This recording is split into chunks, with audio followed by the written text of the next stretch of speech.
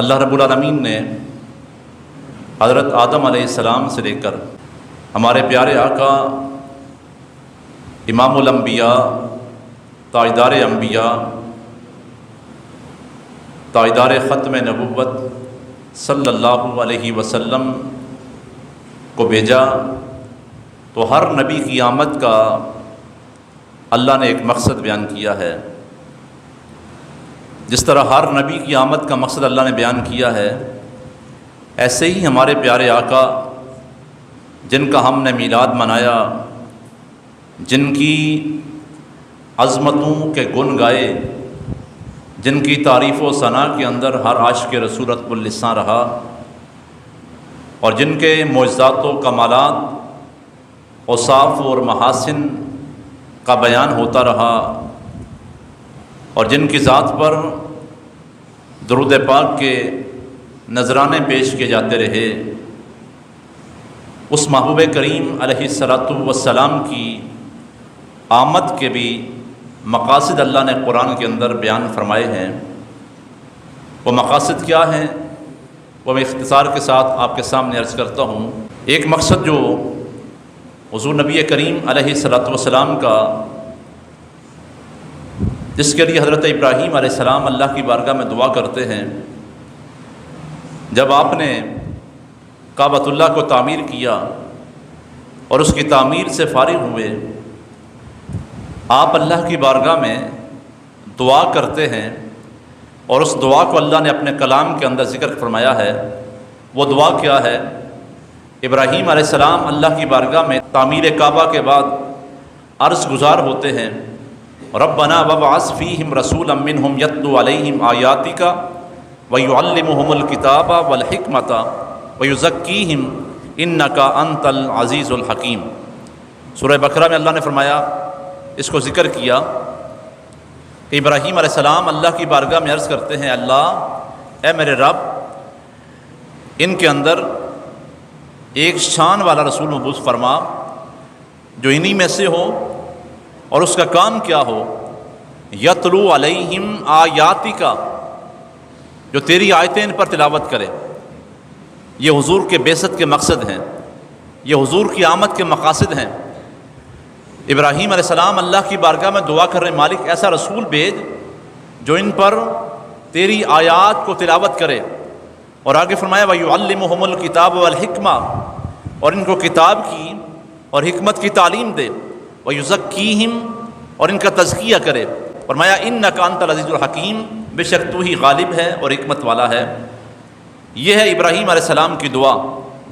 اب اللہ رب العالمین نے ابراہیم علیہ السلام کی دعا کو قبول فرمایا، اور مالک کائنات نے دوسرے مقام پہ فرما دیا، هُوَ الَّذِي بَعَثَ فِي الْأُمِّيِّينَ رَسُولًا، وہی ذات جس نے ان پڑھوں کے اندر، امی لوگوں کے اندر اپنا شان والا رسول مبعوث فرمایا، اور وہاں پر بھی یہی مقاصد بیان کیے گئے ہیں۔ اس رسول کی آمد کا مقصد کیا ہے؟ میلاد کا مقصد کیا ہے؟ کہ وہ ان پر اللہ کی آیت تلاوت کرتا ہے اور ان کا تزکیہ کرتا ہے، کتاب کی، حکمت کی ان کو تعلیم دیتا ہے۔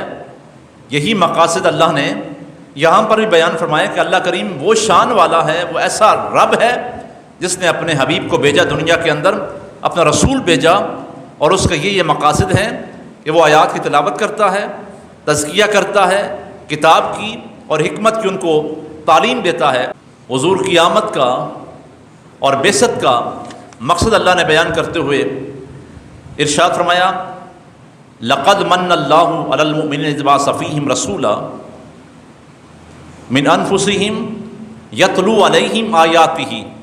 وہی مقاصد یہاں پر بیان کیے گئے ہیں کہ تحقیق اللہ نے ایمان والوں پر احسان کیا ہے۔ کون سا احسان ہے؟ اللہ نے ان پر اپنی نعمت نچھاور کی ہے۔ کون سی نعمت؟ نعمت عظمیٰ، یعنی تمام نعمتوں سے بڑی نعمت۔ اور وہ کون سی نعمت ہے؟ جس نعمت کے صدقے اللہ نے ساری نعمتیں ہمیں عطا فرمائی ہیں، اور وہ نعمت وجود مصطفیٰ کی صورت میں اللہ نے ہمیں عطا فرمائی ہے، سرکار کی صورت میں عطا فرمائی ہے۔ اور اللہ نے اس نعمت کو بیچ کر فرمایا کہ اللہ نے احسان کیا ایمان والوں پر کہ ان میں اپنا رسول مبعوث کیا، اور اس کے مقصد کیا ہے، آنے کے مقاصد، بعثت کے مقاصد، آمد کے مقصد کیا ہیں؟ فرمایا یتلو علیہم آیاتہ، وہ ان پر اللہ کی آیات تلاوت کرتا ہے، ویزکیہم، تزکیہ کرتا ہے۔ تزکیہ سے مراد کیا ہے؟ نفس کو پاک کرتا ہے ہر قسم کے رذائل سے، ہر قسم کی آلودگی سے، ہر قسم کے باطنی امراض سے، کینہ سے، بغض سے، حسد سے، نفرت سے اور دل کی کدورت سے، ہر قسم کے باطنی امراض سے ان کو پاک کرتا ہے، تزکیہ کرتا ہے، صاف کرتا ہے ان کے دل کو۔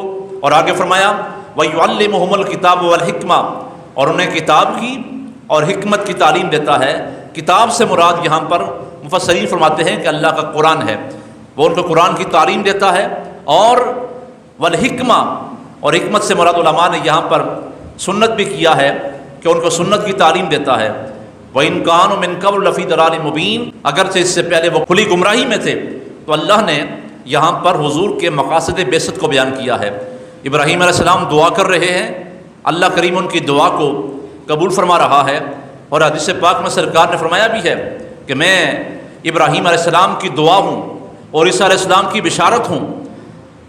اور یہاں پر ابراہیم علیہ السلام کی دعا قبول ہو رہی ہے، اور اللہ کریم ایسا رسول مبعوث فرما رہا ہے جس کے اندر یہ تمام چیزیں اور تمام اوصاف موجود ہیں، اور ان تمام اوصاف حمیدہ کا حامل رسول بن کر ہمارے پیارے آقا اس دنیا میں تشریف لا رہے ہیں، اور آپ کی جلوہ گری ہو رہی ہے۔